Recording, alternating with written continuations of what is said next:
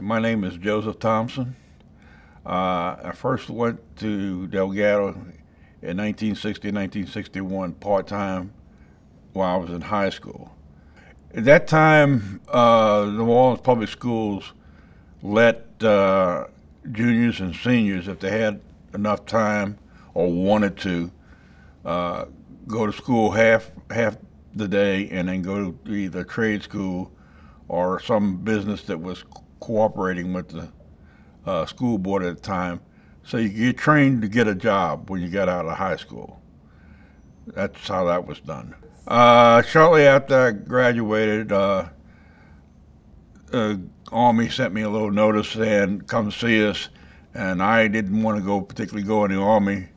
I happened to know the Air Force Reserve recruiter, so I went over, knocked on his door, handed him the notice unopened, and he says, well, come see me tomorrow. And so I joined the Air Force Reserve.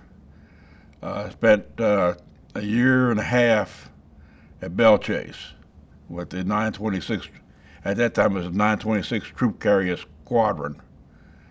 And shortly after the Cuban Missile Crisis, the Air Force was looking for people to come up out of the reserves on the active duty. And I took that option. So then I spent the next 27 years in the Air Force. And then when I retired, I came back to Delgado to finish up my aviation classes to get my FAA license again. Most of the guys, they didn't want an associate degree. They wanted to go through, get their training for the FAA requirements, get their license, and go out and make money. One time when the old hangar was here, before they started building all the rest of the other parts back there, we used to have a little dirt runway back there.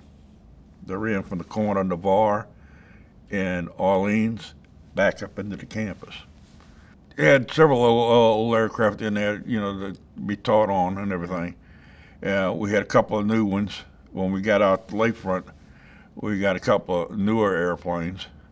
But that's what you're trained on was, you know, the basics. You know, they teach you the basics and all that, and then you go up from there.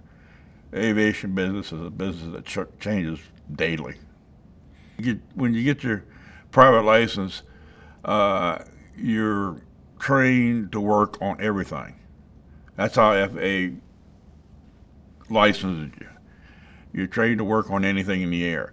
Now, if you go on out into the major airlines and all that, they break you down, just like the military does. They break you down into specialized sections of the career field. But yeah, we had the little old Bell H-3 helicopter sitting there. And we used to go out and run it up every time. We lifted it off one day. We wasn't supposed to. Put it right back down the ground. You gotta have a little fun, right? Yeah.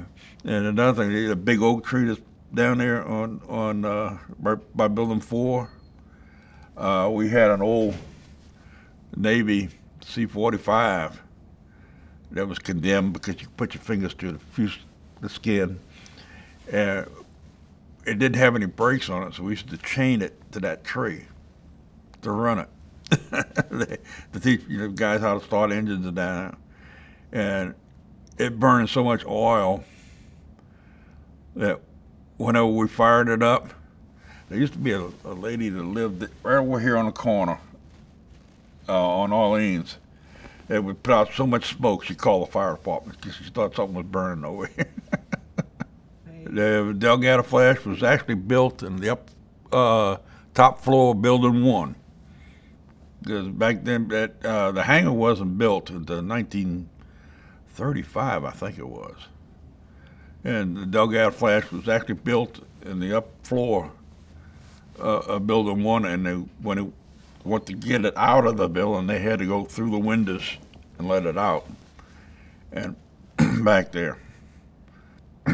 If you put into it what you want to get out of it, it'll help you. But you've got to be able to put into it. One thing we could find out when I was teaching, sitting up in front of a class, you could look through the class And you could pick out the people who were going to make it and who wasn't going to make it, just by their effort. You know, the more effort you put into it, the easier it was. You had the aviation career field in the maintenance business is you're learning every day. You know, you learn new things come in, and if you don't stay up with it, you're not going to make it in the business. I kind of wish there would have still been the old trade school.